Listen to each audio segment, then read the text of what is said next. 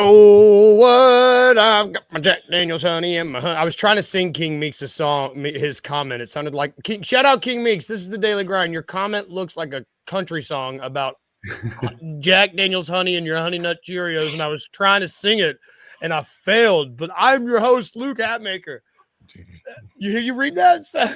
That's funny. That's actually really funny. I'm gonna throw it up here, King Meeks. That's pretty funny. I was trying to sing it. If you don't know what King Minx is doing, he's having Jack Daniels honey and his Honey Nut Cheerios. It's Thursday. I'm your host, Luke Hatmaker, and I got my guys. I got Parrish. I got Rusty with me. How we doing, y'all? How we doing after this 4-game skid? I don't know. How we doing? Hey, I need reparations for the sleep I'm losing. Tell me about it. Till midnight, not getting home till 12:30. I got to work this morning. Yeah. That's it. And I need him for just laying in bed and watching it, trying to stay awake, and then only for us to get blown out and beat last night. But all things considered, life could be worse. Yeah. That's a good way to say it, because life definitely could be worse. And I mean, for starters, the Grizzlies lost. If you couldn't tell by our tone or by the Jack Daniels honey and the Honey Nut Cheerios, we are sad. We dropped our 4th game in a row at home. That's 4 that we have dropped. This one wasn't quite as heartbreaking. I would say it wasn't quite as, we could have won that one. This one, we lost 120-103 to the Oklahoma City Thunder. It was single-digit games. I mean, it was a 6-point game at one point in the 4th. 9 point. I believe it was like 9. I sound German. 9 when it was like 9 points left 9 minutes left in the last quarter. Then the lead ballooned up to 21, and then we got it down and got kind of within striking distance. But I mean, Oklahoma City manages their minutes and rotations very well. Their depth is a lot better than what we have. And we've got guys, we're still running out minutes in the 4th quarter with none of our big 3 on the floor, with SGA out there just cooking. And so we saw kind of the class of the Western Conference last night and where we need to aspire to be. When Jalen Williams, and not the good Jalen Williams, looks at your bench and says Cancun before going down the floor, you got some work to do, right? As Pete kept calling him last night, Fort Smith, Arkansas, Jalen Williams talking that crazy talk last night. It is what it is, man. The Thunder lived up to the hype, and we're still trying to figure out our identity offensively and defensively. Yeah, Parrish, you were in the building. I'm sorry. Those any game, and I mean, we're just older. We like our sleep. We're fellas that like our sleep. We're clearly up early enough to do this show, so it's like we like to go to bed early. So those. But it's the fact we all got full-time jobs, so Yes, we all work real jobs. Got to get up. Yeah. I forgot about that part. This team it's is like just good. It's like the guy who invented zero. Thanks for nothing, right? Like, thanks for nothing, keeping me out late last night for us to lose in that fashion. The guy that invented zero. I've never heard that. That's awesome. I ain't gonna lie, that's crazy. How we lost, but it's we lost 3 straight games at the buzzer. I low-key preferred lost like that. Yeah, again for 4th time in a row. Agreed. Yes. Lose, yeah. Well, at least this was. I mean, this was the most competitive game we've had against the Thunder. I would say the other 2. This is the 3rd one we've had, right? And the other 2 felt hopeless. We were down. We rebounded last night. We didn't get killed on the they didn't get their first offensive rebound until 5.5 minutes ago in the 2nd quarter. We actually held our own. And that was the vibe in the locker room from the players and coach as well. It was more, we missed shots. That's what's the current thing. We got shots we wanted, we missed them. They shot 26.5% from 3. Now, at this point, I don't think any Ja Morant 3 is a shot you want. He's shooting 6-41 since the All-Star break. Shelby don't want it. Shelby I know. But that's out there. They got the shots they wanted. It just kind of showed that my vibe was Oklahoma City is just a better team. They got the better GM. They got the better coach. They got the better superstar point guard. They got the better wing star player. It just felt like that's how it felt last night. What about Jerry's better than Chet? But So, Yeah. What about Josh's comments after the game, Parrish? What was the vibe with him in there saying, like, I shouldn't have played tonight, like I'm still hurt, like I pushed it back? Like, what was Josh's overall like kind of aura last night, I guess? it was up and down. It was, if you asked him an actual question, like any other question, he responded with an answer, like a detailed answer about like how they looked and what they can do to get better and all that stuff. But then you asked him about the shoulder, it was just a recurring, I shouldn't play. I played. Y'all tweet, y'all say whatever y'all gonna say. It was kind of just like, I don't know. It felt like you really hurt. Then say you hurt and sit down until you get healthy. That's kind of that's how I feel after just that whole interaction with this. Like, if you are really hurt, you shouldn't have played. Then you shouldn't have played. Yeah. Don't play, then come after the game and say I shouldn't have played. Like, it's like bad. You really are hurt. Like, it's real bad optics. Because that is a shoulder you had surgery on last year, so it's not like we will understand it, but it's the whole day-to-day back and forth. You just play Friday night, then you questionable the next day. Like, of course, us as fans, we don't get the full picture because we're not there behind the scenes. Yeah. But actually give us a glimmer of what's going on. Well, I ain't gonna say give us the whole tea behind the scenes, but actually explain to us so we don't have assumptions, because all fans are going to do is assume. So, but yeah, that's my opinion. Is more, it just felt like he kept saying he shouldn't have played. I remember early in the season, the first home game, you remember he was questionable for that. I forgot which thing was, hamstring or groin. Yeah. He said after that game, he said the same exact thing that he said last night. It was like, I didn't supposed to play. He said that after the game too. So that's why I'm kind of just I don't really know how to take him. Yeah. I mean, it's hard when you see like SGA has already he's already passed Ja Morant in his ability on the court, his ability to get calls. Like, it is what it is at this point. You know, we're 2-3 years of this not getting calls, watching SGA get breathed on last night and get a foul, and Ja Morant get absolutely mugged by Jalen Williams. And ESPN said that he was as vertical as he could be when the replay clearly showed him leaning into Ja. And just like, I understand the frustrations there, like seeing like your counterpart get those calls in front of you. I get that it can be very frustrating when it's not going your way, but like, I mean, you're the leader on this team, and if your body language is going to be that, it's going to be hard for the other guys to follow suit or be positive or try and be that difference maker, especially when our true best player on the court is not playing right now because he sprained his ankle. Yeah, and to go back on that, I've been saying this all season. I remember it was that one play, not that one, when Taylor Williams fouled him at the hole and Taylor Jenkins got the tick. But the one before that one, he had got fouled, I guess, on the jump shot, the free throw line. Yep. And he just stood there. And didn't even go back. So bad. Layup. And he's done that like almost every single game on a call. And I don't remember that. I don't remember that early in his career. I remember him saying his dad, T, was his biggest hater. And I feel like if he would do something like that, then T would call him out. And then he'll perform. So I'm like, what's happened to that? Like, I talked about that. I talked about that previously. Like, used to, like, Ja Morant wouldn't get a call, it'd piss him off, and he would just like run through a motherfucker's face. Yep. And now he stands there and we get run out layup, run out dunk, transition three, left and right. And Ja Morant never even crosses half court because he's arguing with the referee. And I've been watching professional basketball since I was 6'7", so 30 years. I've never one time seen a referee blow it dead and go, you know what? That's a great point. We're going to reverse that, bring the ball back down here, right? Like, you've got to go and play. Like, you can't just give up on the play and end up playing 5-on-4 more often than not. Yeah, and especially in a game like that where you're not, it's SGA, you're not going to get more calls than him. You're just not. Right. It's not going to go your way. And that was an example of I think that the one where he stood there and didn't go back, he did the exact same thing that SGA did the play before and got the call on. He did like basically the exact same move, didn't get it, and pouted. And it's like, dude, you're not getting the call this game. Like he is who he is. He's the worst. I hate watching him play basketball. Yeah. SGA, that is. It's just like. But even last night, he won like 10. He only went to the line. 41. He had 41 points. Yeah. 10 free throws. So he had 31 after release. You know what I'm saying? Like, it wasn't even necessary for Al Hunter last night. Because he efficiently killed them. Like, that's it. Like, I hate how good he is at basketball. It drives me insane because he's so smooth, man. Like, when he's got the ball.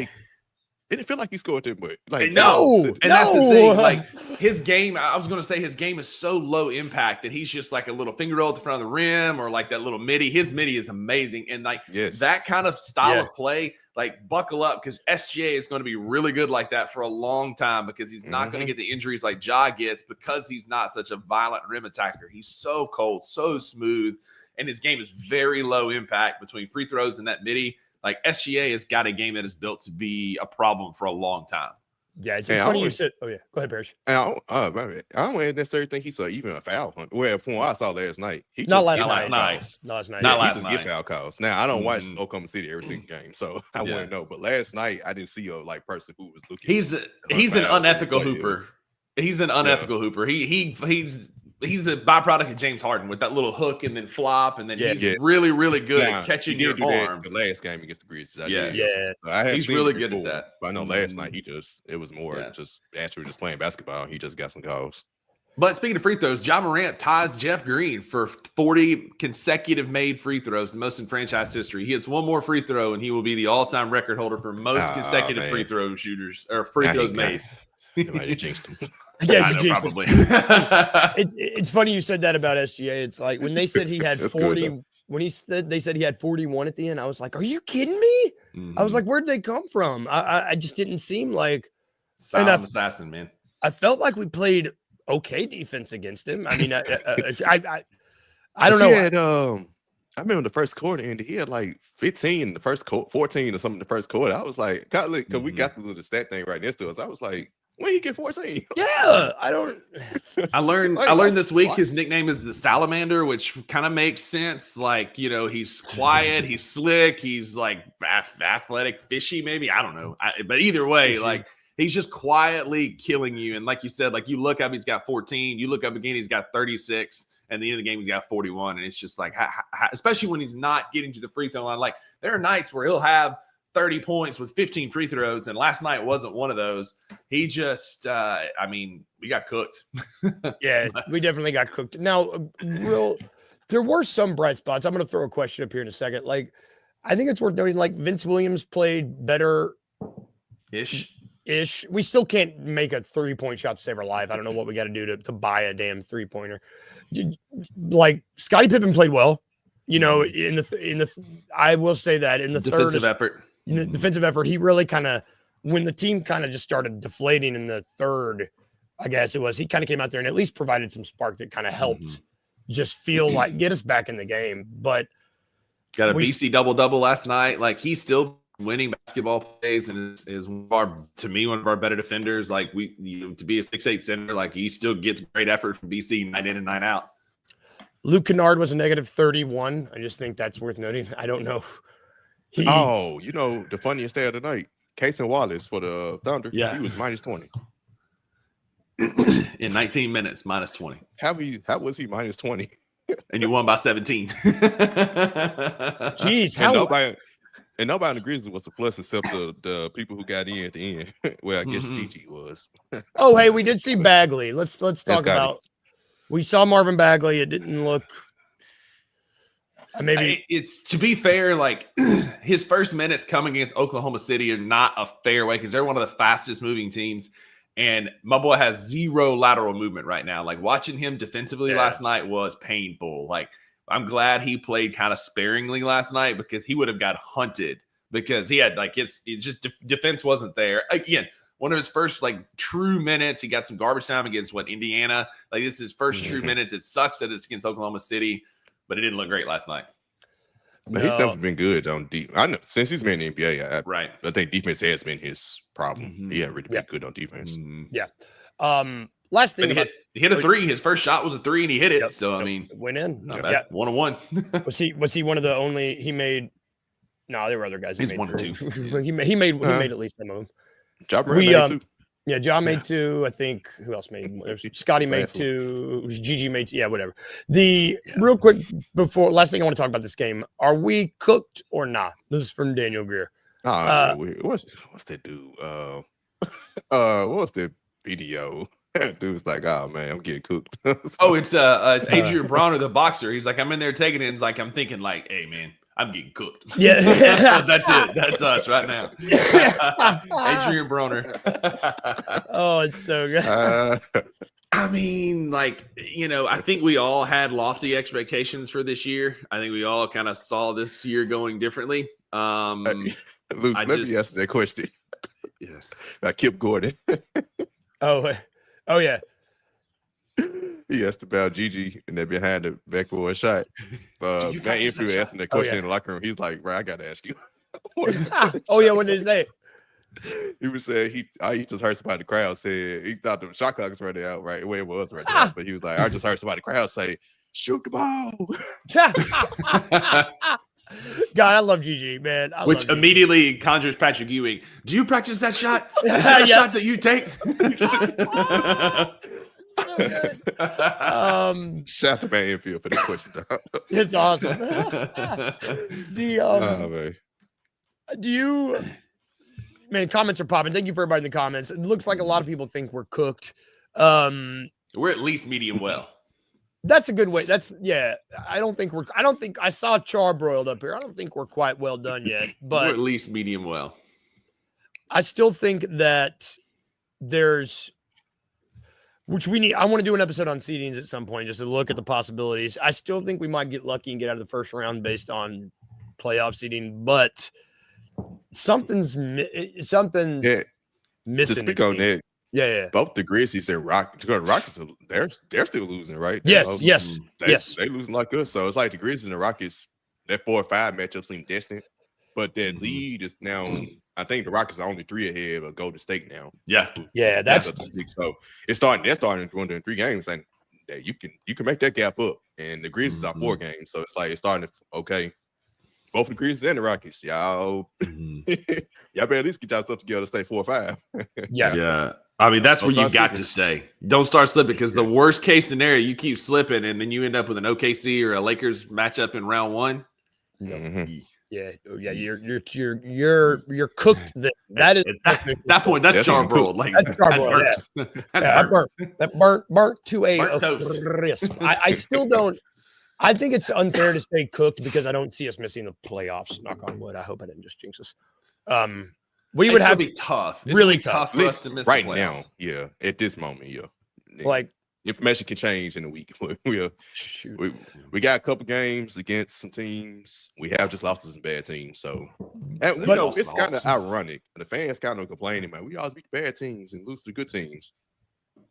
Well, we finally lost to bad teams. We kind of got y'all wish because y'all so you got to be more specific. You got to be more specific. It's like you don't want to lose to the bad teams. They're doing their job. Devil's in the details. That's it. You can't just make a blanket statement, right? Like, I'm tired of only beating bad teams. Well, you're losing to everybody now. Yeah, right. Now you lost to a couple bad teams. So. You get what you pay for in that scenario. Last thing. You said Jaren wasn't in a boot. I just saw you tweet this recently, or this morning, I think, Rusty. So that's good news. That's good. Like, I really think they're going to try and expedite this. I've heard kind of that it's not going to be as long-term as we think, that it might be closer to maybe like 2 or 3 weeks, maybe a little bit shorter. Just because, again, we're trying to get him that 65-game threshold. Clearly, we need the guy because last night, if we had Jaren, that could have been a completely different game because it was competitive until halftime. Like Jaren plays last night, it's probably different. So it's good that he moved really well. He was kind of bouncing up off the bench a little bit. Like I saw good things out of Jaren last night that tell me he might be back sooner than later. Man, wouldn't it be awesome if the Grizzlies pulled a fast one on us and over prepared us and they're going to have him back? What if they rush him back on this guy and we're expecting it to be worse and he plays next game? It'd be wild. Yeah, one thing I know about the team, they ain't rushing nobody back. So it'll be because he can't play and he won't say he shouldn't have played. Mm-hmm. Yep. Honestly, I could really see him playing in that Cleveland game next Friday on the 14th because we've got 2 road games. Then we got the which are the Mavs and the Pelicans. We got the Suns and Jazz. Surely to goodness you can win those 4 basketball games without Jaren. Well, at least 3 of the 4. At least 3. The Suns still got KD and D-Book. And we're a missed KD shot away from losing to him last time. So yes, being really bad since the All-Star break. But if we can get through that, and then the first game you just really need Jaren is Cleveland, I could see him playing in that game. Yeah, I imagine he'll want to be back by that Heat game when they retire Tony Allen's jersey. I imagine, which on the I need that. I need a Tony Allen. Yeah. Yeah. I made the joke. If I don't see Tony, if I don't see Tony Allen in uniform jumping on the scores table, I don't want it. Yeah. Verno talked about that yesterday. Like he was like, they had 5 times in 5 moments in the TA documentary with him jumping over the scores table, and he's like, I have not seen one this season. Not anybody. I seen anybody. I was like, not even just Grizzlies, just in the NBA. Like they're barely diving for balls on the floor, and we got TA going like a human missile into Brenda in the second row for a rebound. Brenda, which I do want to talk, Tony. Let's talk about the doc because it premiered yesterday or 2 days ago. Yeah, I went to the premiere. I'm ready. You've seen it. So how you got your tissues? How was it? Was it fantastic? It was awesome.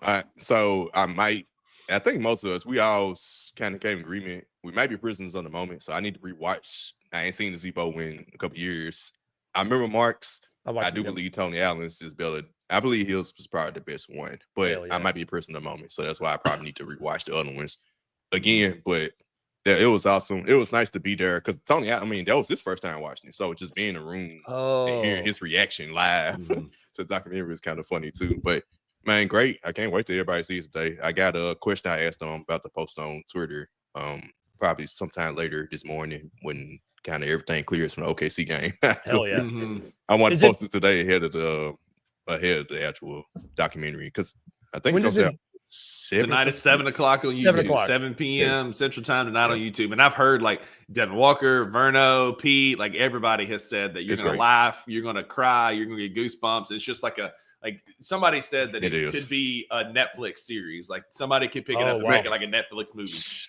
Shout out to Michael Blevins, bro. Like he's great. Like he's great. Like that's better than Netflix documentaries I've seen. Like real talk. Like that was like how Russell Westbrook's been in the league, like 12 years, and he actually got Russ to sit down for an interview. Russ don't talk about anything.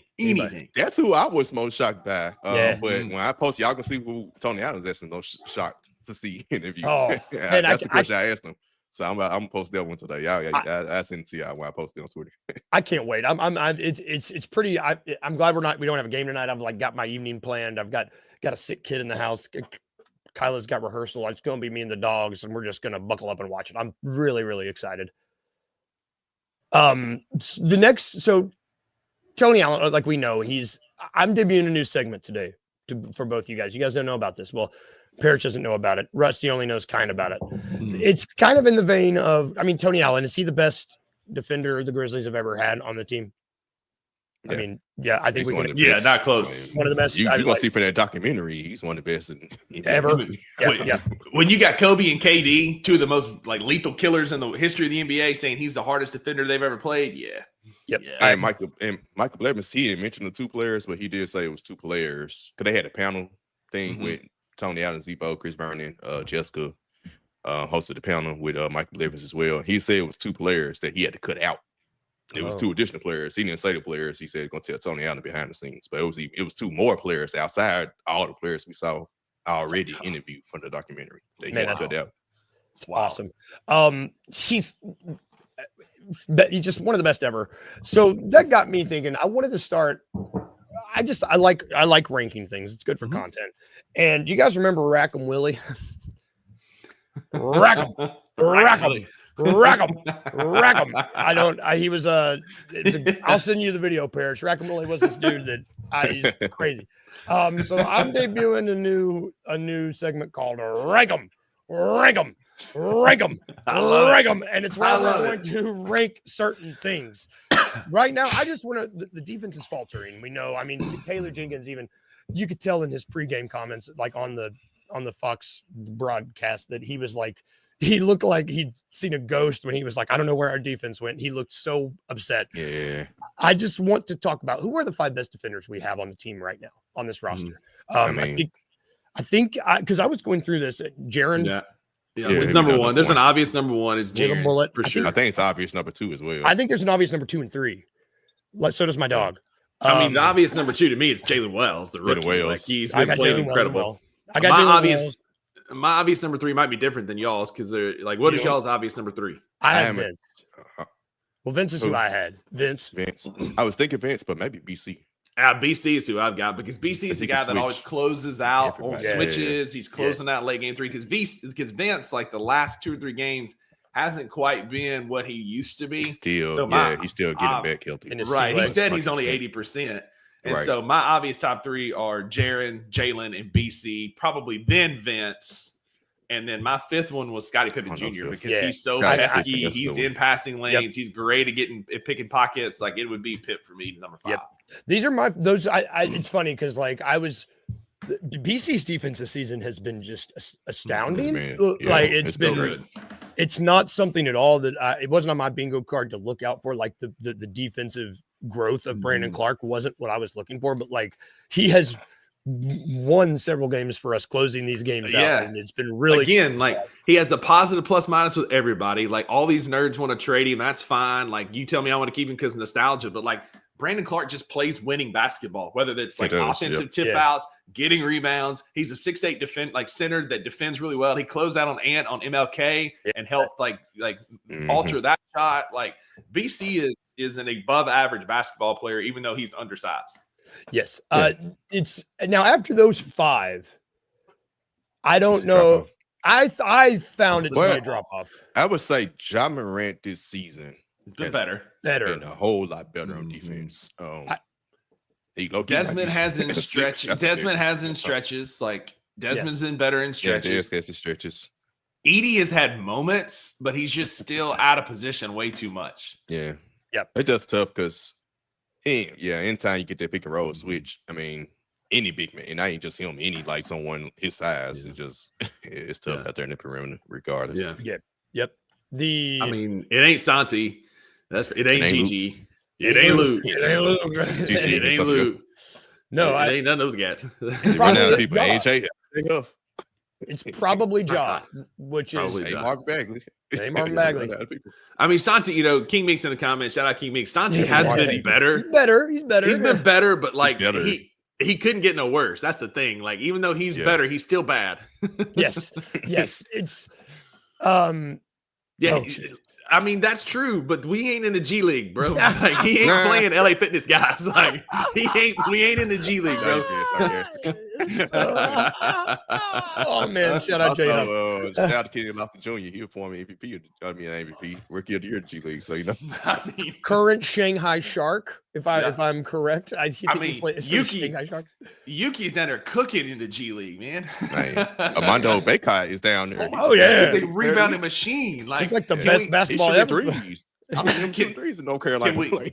Hey, listen, can we swap him and Jay Huff? Can we maybe get Armando up here, see if he can rebound a little bit and shoot a couple threes? Because he had 35 points and 26 rebounds the other night. Something crazy. Yeah, I still wouldn't put any of these G Leaguers in my top 5 defenders. I love them. But yeah, the point of this was saying I like it. It's a good segment. I like it. We're gonna bring it back. We can rank everything. I might rank the best 3-point shooters. I just thought it was fun because it really kind of just helps us see where you're at. If we just really have five defenders that I would really trust to throw out there to anybody, and it's how do you play those 5? Who do you play them with? It just kind of gets fun. To play a little like a puzzle that stresses you out a lot and you put too much faith in. But what do I know? We'll let you get out of here, Parrish. I know it's after 8.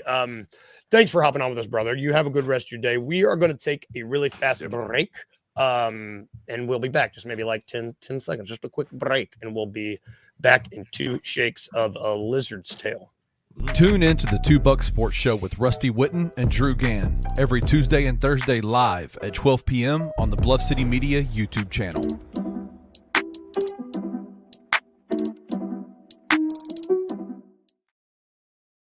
Did it work? God, I'm getting good at this.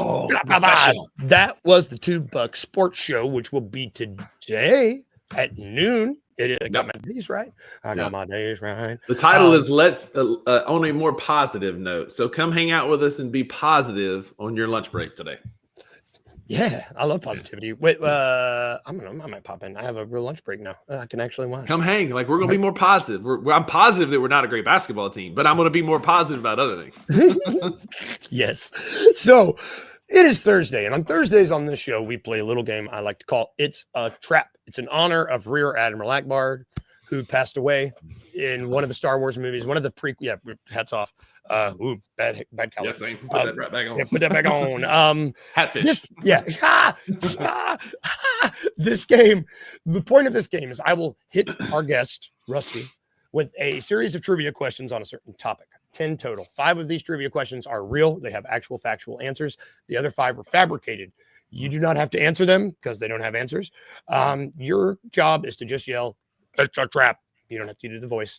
You can if you want. I always do. I do the voice. You do the voice. I'm all in on this thing. You're not Uncle Buck. You know what you're doing. Today's topic, in honor of Tony Allen, it's about Tony Allen. So we're going to do an It's a Trap themed version. Tony Allen themed version of It's a Trap. There we go. Hang on, King Ink's my boy, but this is dirty. That's dirty. Not wrong, but dirty. Shots fired early this morning. I love it. All right. First question. Which NBA team drafted Tony Allen in 2004?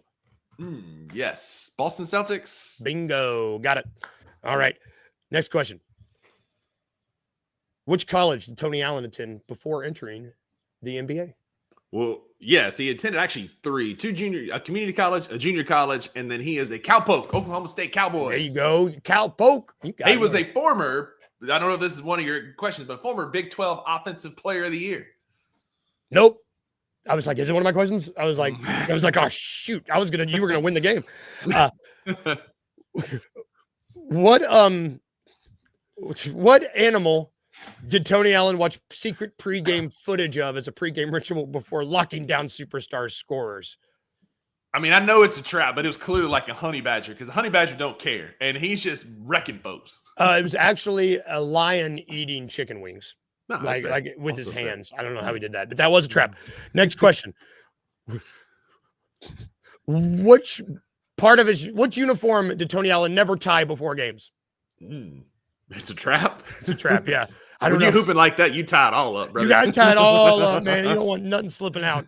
I mean, feet, other things. What nickname did Tony Allen earn during his tenure with the Memphis Grizzlies? Yeah, that would be the Grindfather, baby, the OG. Yeah, OG Grindfather. What secret martial arts skill did Tony Allen credit for his defensive skills, and he would practice it during halftime? It's a trap. It's a trap.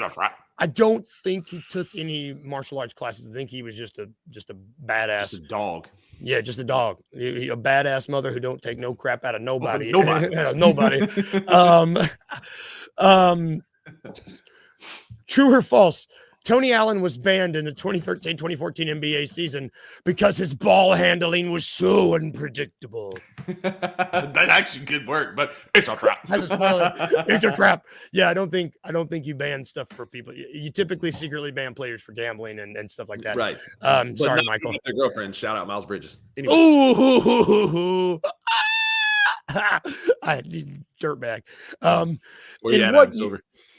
In what year did Tony Allen win an NBA championship with the Boston Celtics? Yes, it was the year before he came to the Memphis Grizzlies. Was that 07, 08? Damn, dude. Yeah, you nailed it. Let's go. Got it. All right. Next question. Which legendary rock band wrote a song inspired by Tony Allen's defensive tenacity? It's a trap. It's a trap. You are absolutely right. But it feels like AC/DC's Thunderstruck would be most appropriate. I was going to say AC/DC or Guns N' Roses probably would be the two. And then I think I just have one more question for you. I think just one more question. Yeah. And you've done really well. I don't know why I'm building TA, man. I don't know why I'm building up the I'm like, oh, last question. This is for all the marbles. Double Jeopardy. All the marbles, and it's not. It's just I think I'm just excited because you know the answers. How many times was Tony Allen selected to the NBA All Defensive First Team? Yes, that would be twice. 3 times. 3 times. Oh, go with your gut. You know what? I'm going to give you extra points because you named both junior colleges. You named all the colleges, and I didn't even have that on my answer sheet, even though it came up in the research. So you know what? And he was the offensive player of the year in the Big 12. I didn't know. You know what? Cheers to Tony Allen. Tony Allen. DA, grandfather. DA, grandfather. Watch the doc tonight. Do it. Yeah, that's going to do it for our show today, y'all. Like, seriously, go and support Tony Allen. Like, watch this doc tonight if you can. The dude is, for a lot of us, like, he's one of the GOATs for a lot of us. And I'm going to support him. I know it means a lot for him to support him. Yeah. Personally, I'm going to text him after this to be like, hey, brother, I know you're watching the. That's not true. Text me if you want to, Tony. Thank you for watching the show. Have a great day today. If you're going to work, be safe. If you're working from home, enjoy it. Remember this as you go about your day today. Also, thanks for everybody in the comments. Comments were popping today, y'all. Thank you, guys. Yeah, hopping. This is what we love to see. Just know, if we can leave you with anything, remember these two things. Remember just to be a little weird today, just a little bit. And remember to smile. Bye, guys. We'll see you tomorrow. Thank you.